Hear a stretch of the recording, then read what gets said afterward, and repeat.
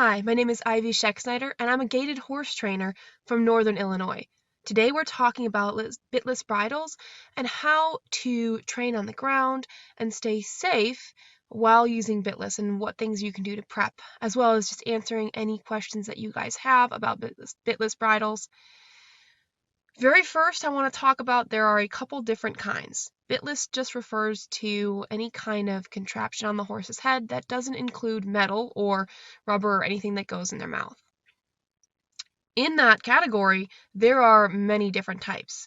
There's the side pull, or what I generally call the bitless bridle, which just uses pressure on the nose or the side of the nose to direct the horse.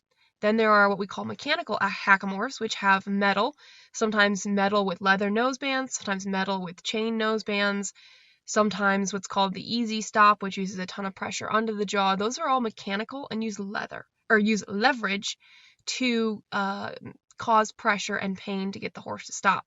Now, some people have a lot of success, but they think that because it doesn't have a bit, that it is a mild type of control, but it is not.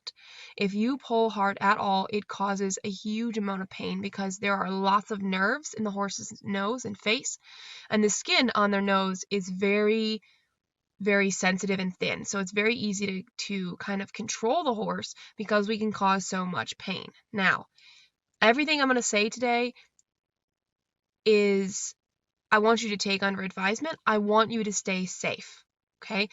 I love bitless bridles. I'm training my horses bitless, but I'm a very good rider.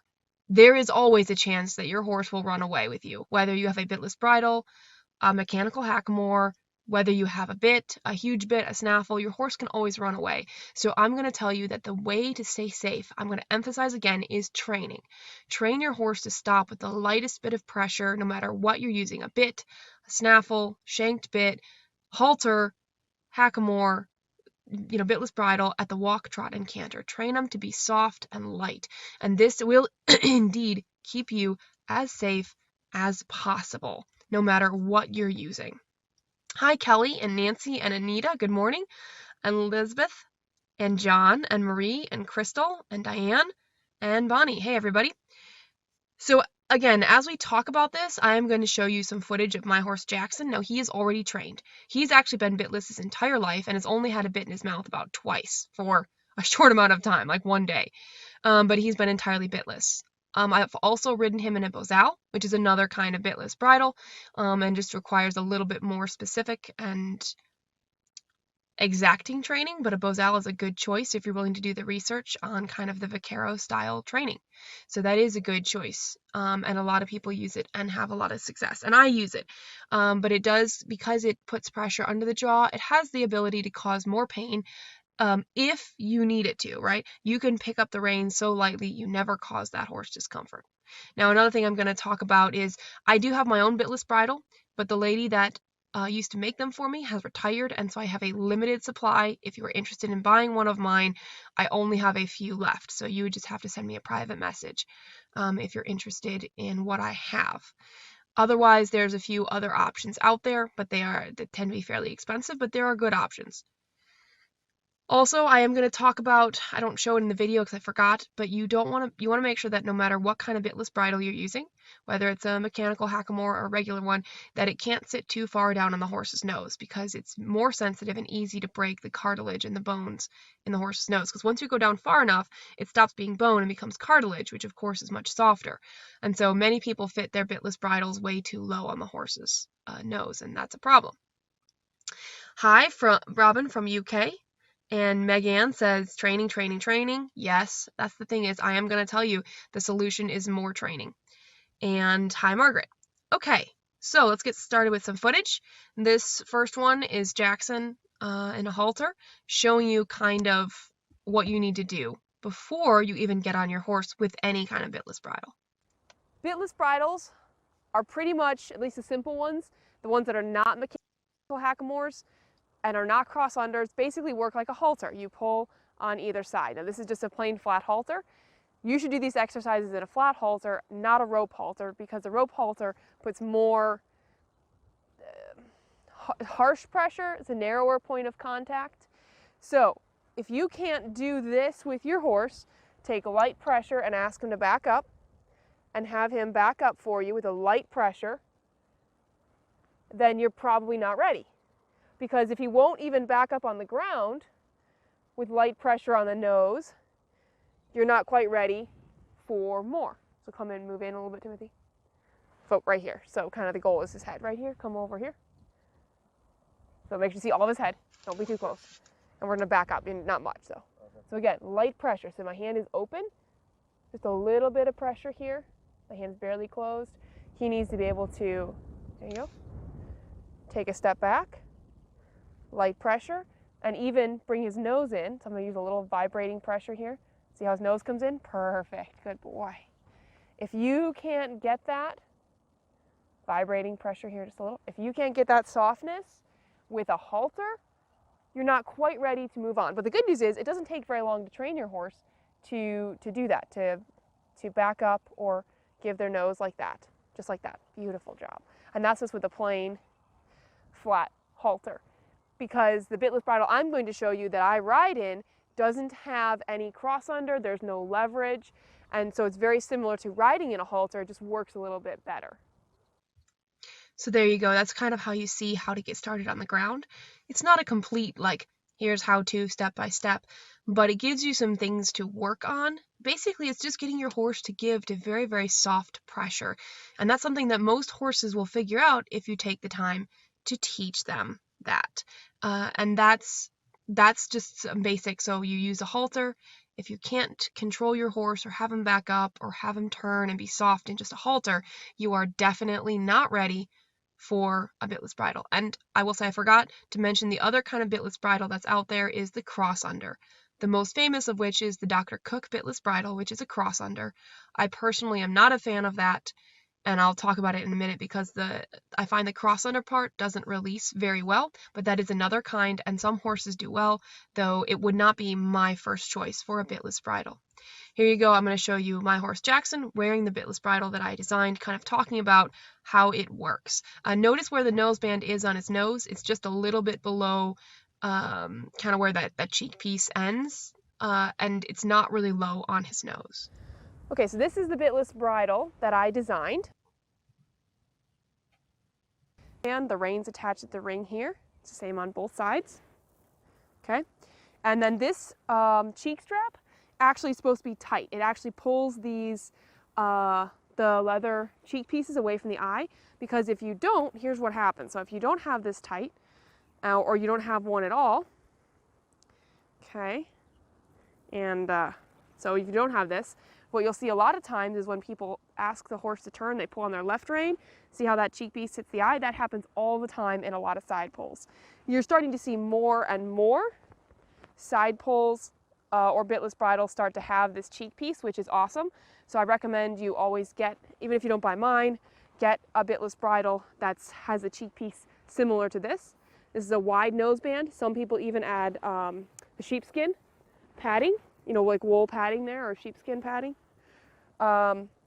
Also, the noseband is supposed to be loose so that he can chew. Because I do a lot of clicker training or just allowing the horse to yawn and use his jaw, you need this to be loose. The reins don't matter too much. This is not a cross under. I don't like most cross unders because most cross unders, when they don't release fully. So they go up to here, the cross under, and are part of the reins, and I don't find that they release. Some people will disagree. That's okay. This is just my personal opinion, which is what you're here to get. So my personal opinion is I don't use cross unders. Anything that's got the metal piece that has that leverage, that's called a mechanical hackamore and is definitely more harsh, but some people use it so they can be safe because some horses really don't do well in a bit. So in just a minute, I'm gonna get on, I'm gonna ride, and I'm gonna show you how to continue when you first get on a horse, those exercises you can do. So there you can see that's kind of how I have a bitless bridle fitted. There are lots of kinds, and there's nothing wrong with some of the other ones. And just be aware that if they want you to have the noseband tight, you kind of lose the benefit of a bitless bridle, which is allowed the horse to have the mobility of the jaw, so that he can move his jaw, he can open his mouth, he can chew, he can yawn, and give you those signs of relaxation, which are very valuable to training and knowing the horse is relaxed. Okay, let's see what else we have on here. Okay, no more questions. Hi, Sharon and Vinny. She said, love that cheek piece. Yep, I'm a big fan. And I have been using this Bitless Bridle for probably now 6 or 7 years and haven't had a desire to change yet. So the other thing I want to mention is I'm going to show you in just a minute me riding Jackson and doing some of the training with him that when you first get on your horse to do bitless or with a halter to practice right when you get on. Make sure your horse is listening. The other thing I forgot to mention is that the vertical flexion when you're riding to teach your horse, to give their nose, to soften, that's really important for the horse to know that. I forgot to show that in the video, but that's just something you'll have to train. Basically, it's like doing head down, but without a bit. So basically the same kind of training that I teach for head down, you do the exact same kind of training either on the ground and then for sure from the saddle. So here's a little bit longer video, about 4 minutes long, me riding Jackson with the Bitless Bridle. Now, as I'm working this horse Jack, I'm hoping to ride him bitless at some point, and I will be videoing that and have an actual training to show you with the horse that's not been bitless, but right now, all you get is Jackson. Okay, so when you first get on your horse, hopefully you've done some groundwork to teach him to stop and turn, and you can do a lot of different lunging. I'm sorry, Jackson, sorry. There's not much in here anymore, but okay. All right, anyway, so you've done, but then you get on and you're like, okay, what do I do first? Well, first thing to do, can you turn? Can you turn your horse? And you can practice this in a halter before you even get a bitless bridle. So you don't even have to get a bitless bridle to practice this. Put a halter on, put some reins on, and take your horse. Can you turn? Will your horse just turn like this? Can you pull on the reins and he turns his head without having to pull so hard you feel you're going to fall off? It should be nice and light pressure. Can you just turn? You don't need to do too much lateral flexion, but will he turn? All right? And then it's, can you stop? So if you walk off, when you pick up on the reins, without doing anything with your voice, does your horse stop? He did, good. I know, there's some flies. Will he back up? Put light pressure on. My horse is ignoring me. There you go, there was a little bit of a lean back. If you can't get a nice backup with just a halter and light pressure on the nose, you want to go back and work on that, even on the ground or from the saddle. Pull and release here, light pressure. Move your feet. There you go. Good. Good. Also, will he bring his nose in? So if I just pick up on my reins, kind of jiggle him a little bit, will he tuck his nose? Right there. See how he brought his nose in? I didn't have to fight. I wasn't yanking on it. Good. He knows he's done that. So good. Good. And again, I love to show you, and I will get some examples of you with a horse that doesn't know. Jackson is trained to do this. So now we're going to walk. I know there's bugs. So next going to be trot. Can you stop from the trot? And put pressure on my reins. And he stopped. That's good. You want that. If you have to pull really hard to stop, you're probably not ready to do much more than keep working on the basics. Can you turn at the trot? Turn to the right. Good. Turn to the left. Good. Can you stop nicely? Good. Nice. I didn't have to pull hard. If you're having to pull hard, you need to go back and do a lot of forward and back up. And that's kind of the basics of bitless at the beginning. And of course, then you want to throw in canter there. So before you go outside in a big pasture on a trail ride, you need to make sure you do some cantering to make sure that you can stop. Because every time you add speed to a horse, you change things and you have to make sure that they're listening. See how he's just yawning? You need to make sure that the noseband piece is loose enough so that they can yawn with that on.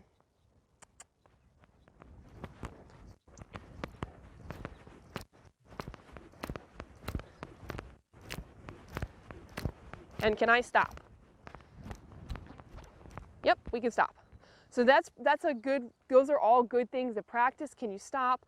Can you back up? Can you turn? And you can do all that in just a halter before you even get a special bitless bridle. And if you can do it in a halter, you can do it in a bitless bridle. And it doesn't take too much.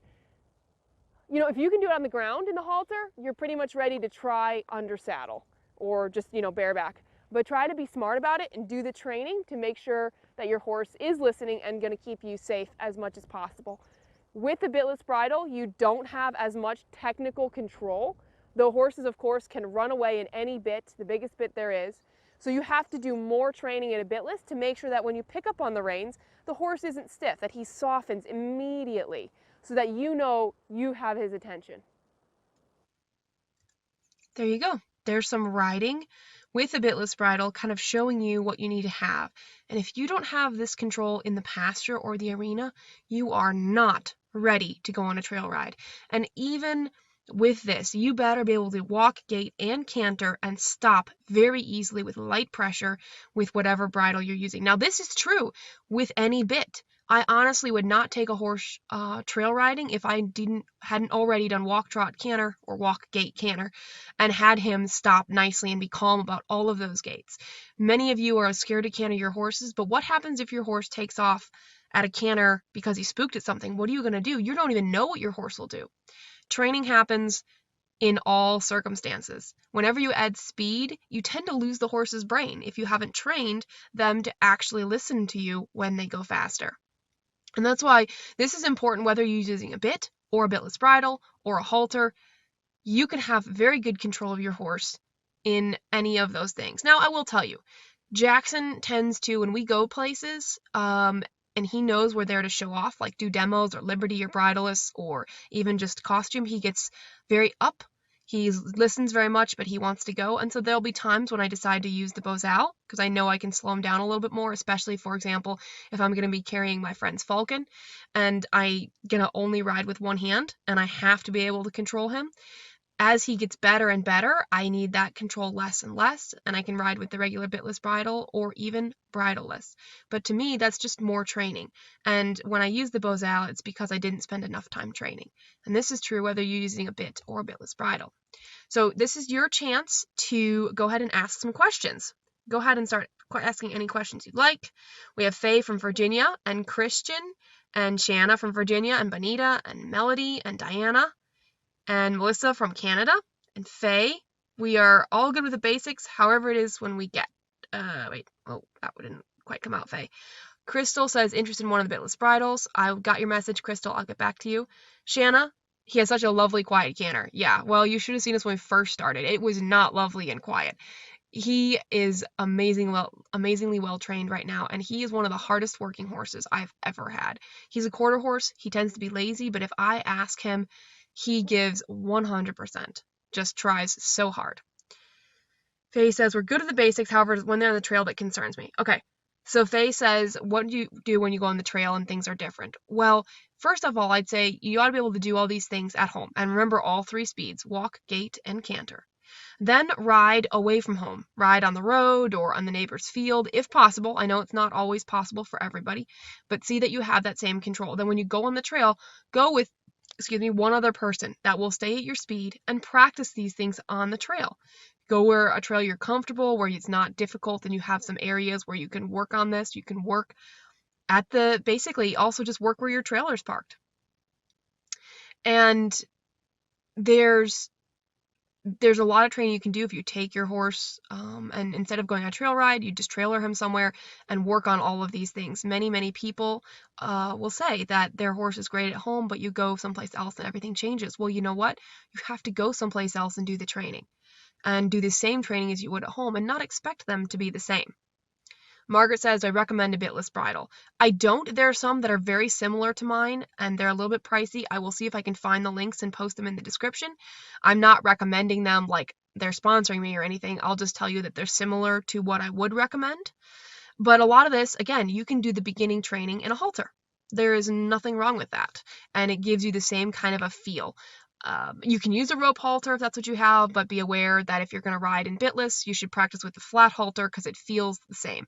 I can ride Jackson in a flat halter, in the bitless bridle, in almost anything, and he does great. But we put a lot of time in training over the years, not all at once.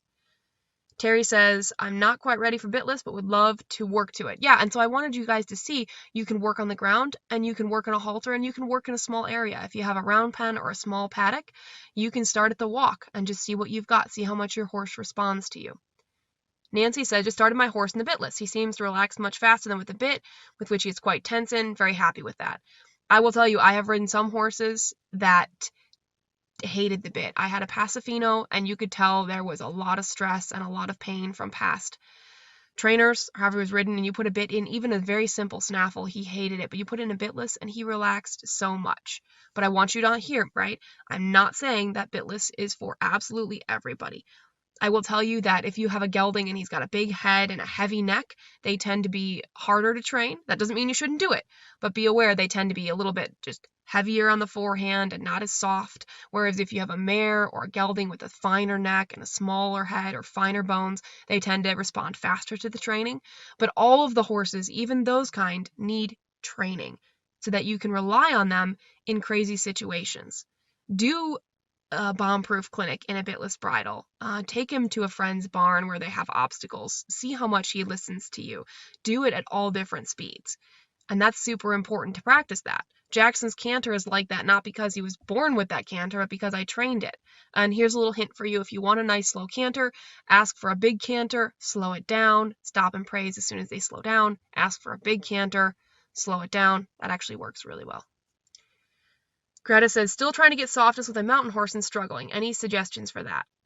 So Greta, whether you're using a bitless bridle or a snaffle bit or a regular bit, the softness comes from you being very soft and releasing. Now, assuming that there's not an underlying physical issue, which we can't rule out, because your horse could have, their neck could be stiff, their pole could be locked up. A couple things. You might need more forward movement. He might just be so lazy he's ignoring you. I don't know. I don't remember, your specific situation. I remember working with your horse. Basically, you want to pick up your reins slowly, and the better your horse gets, the slower you pick up your reins. So you pick up your reins slowly, and as soon as he gives you the slightest indication of softening, drop the reins and stop and praise. If you're not doing that, that's what you need to work on, no matter whether you're using a bitless bridle or a bit. If you are doing that and you're struggling, I would ask you to get a video specifically of what your trouble is, like what area is you're struggling, and then go ahead and send that to me. Elizabeth says, what about bitless bridles that are just ropes with knots and side pulls? Just need to be very gentle, or is this a big no-no? Again, safety is very important. My preference is not knots or harsh rope over the nose because it does just cause more pain.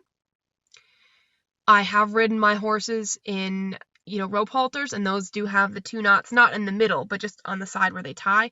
And I can't wait till somebody develops a nice rope halter that doesn't have those knots right there, because it often sits right on where the nerves run through the horse's face, and that's not a great thing. So you could ride in that and just be gentle. That's totally fine. There's nothing wrong with that. Nancy says, big head but thin neck. Well, sounds like a Tennessee walking horse, Nancy, but you could try it. All horses can be trained to bitless, just like all of them be trained with snaffles. Just expect that bitless bridle generally will take 2 or 3 times as long as a snaffle. This is not a reason to not do it, but just be aware that it often takes longer because we aren't causing the same discomfort to the horse, especially if you're using a regular halter or a very similar side pull. With a bit, we can be like, hey, pay attention right now, and they do, because they have a piece of metal in their mouth. When it's just a thing around their nose, we can still cause huge amounts of pain, but it's different, and it's much easier for them to ignore us. And so it takes much more training for the horse to respond to us in all kinds of situations. And that's what I want. I want my horses to do that. So I ride my mare, and she's pretty buddy sour. I don't focus on the buddy sour. I focus on training and stopping and praising and letting her eat and rewarding when she pays attention to me. And that's just how it all is. When I take my horses someplace new, I so reward, and sometimes for me that's clicker training and food, but sometimes it's just praise, when they pay attention to me, when there's so much going on, but they're checking in with me. Because you know what? A horse that checks in with you and looks to you is not a horse that has respect for you, but it's a horse that trusts you to take care of them. And that's what I want. So I never just discourage my horses from looking at me or coming up to me or, looking to me for that reassurance. And I, in fact, praise them for it. I've taken, I'll have my Arabian Sadim and my horse Jackson, and we'll be at fairgrounds. We'll be doing, a big horse expo. I'll have Sadim on the halter because he's a little less reliable and a little hotter because he's an Arabian. And Jackson will actually be loose. And Jackson will be walking next to us as we're walking from one place to the next, and there's horses around and people and cars, and Jackson will be looking around, but as soon as he brings his attention back to me, I click and praise. Because there's always going to be something that distracts your horse or scares your horse or freaks your horse out, but you want them, when that happens, for them to look to you and for you to say, good job. That's what I needed. Margaret says I'd be interested in one of the Bitless Bridles. She's been riding Bitless for over 10 years. Tennessee walking horse is great in it. The only time I need the rope halter is with a large group and she is in the back. Wish we could get better, but I'm fine without it. Margaret, that's great, and if that's when you have to use it in a large group, that's totally fine because safety is important. I have gotten a lot of flack for saying that I think people are more important than horses, and everything I do should be showing you that I care so much for horses, and I want them to have a better life and not people pulling on their mouth and beating up on them, but people are important. I think you should make your horse as comfortable as possible, whether that's a different bit, whether that's a bitless bridle, but I want you to stay safe. And so if you have to ride in a rope halter in a large group, that's fine. Your horse is probably so happy you're riding in a halter and not a bit, which is awesome. Margaret says, yes, she's used the Dr. Cook, but agree it's not a good release. And I have used both the leather and the biothane, and I've had it not release. Now, I've had people argue with me and post that, yes, it does release. I don't care. They can use it. I don't care. Robin says, once you start with bitless, there's no going back. I mean, I totally agree. My horses, they're bitless, and they will probably stay bitless. Now, for any of the ones that I might sell, I will probably train them with a bit as well, but continue riding them bitless. But my own personal horses, I do bitless. And whether that's with my bitless bridle or a rope halter or just a regular halter or the Bozal, I will switch between them. And it's not like I only use one kind. But I'm also fairly well versed in how to ride through that and be willing to hop off if I need to. So again, safety is important. Expect to use bitless and to have to do a lot of training, but feel free to work toward it. And it's not like you have to work toward it every day you get the horse out, but spend some time with a halter, teaching your horse to be soft, being quick to release the pressure, being slow to put the pressure on, and just work toward it. Say, hey, this is a fun goal. We don't have to get it tomorrow. We don't have to get it next month. We don't have to get it this year.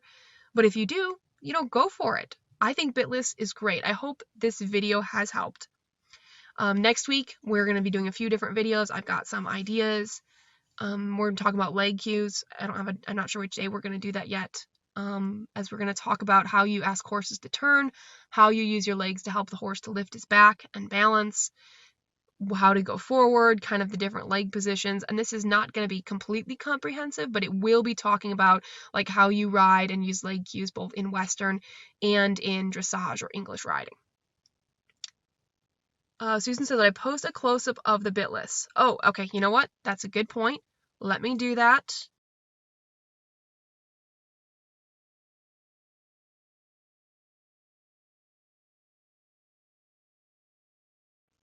There you go. So you can see what it looks like, and I will post the picture, but I'm just going to let that run just so you can see what the bridle looks like. Susan says the book Bitless 101 gives a lot of good info on different bitless bridles. There you go. That's a great resource. I don't have that book, but go ahead and if you're interested, go ahead and get that book. Hi, Lisa from Ontario, Canada. And sent it to the message. Shanna says to send it to the messenger. Okay, and I know a bunch of people have messaged. I don't have enough for everyone. I am going to be offering it to people in order of who asked, just to be as fair as I can. And I will be posting a link to something that's similar to what I have, if you're interested in buying it. Regina asked about the Karen Rolfe Bitless Bridle. It's very similar to mine, so that would be one of the ones I'm going to recommend, is Karen Rolfe Bitless Bridle. I don't have one because it's pretty expensive, but I think it's a good option. Okay. So, Karen's is looks very similar to mine. There's nothing wrong with that one at all. Abigail says, I love bitless bridles of several varieties. Yep, there's a lot out there. You're welcome to try. But remember, you can do all this training with a halter at the beginning. You don't need a special bridle to do this training with. But I will post a picture of mine and some links in the description of the couple that I recommend, including Karen Rolfe's, which I think is a very nice design. It's very lovely. It was just more expensive than I wanted, and mine I actually came out with before hers, so I have that over her. No, she probably had hers designed and just didn't sell it. But I've been selling mine for a couple years when she came out with hers.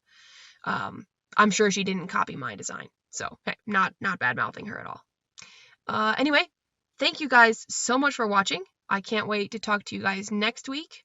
I've got some good ideas lined up, and I'll be posting that schedule tomorrow. I hope you have a great weekend, and I hope you get a chance to go ride your horse. And let me know if you have any questions or any success stories with beginning training of riding with your horse with Bitless. Thanks so much. You guys got this.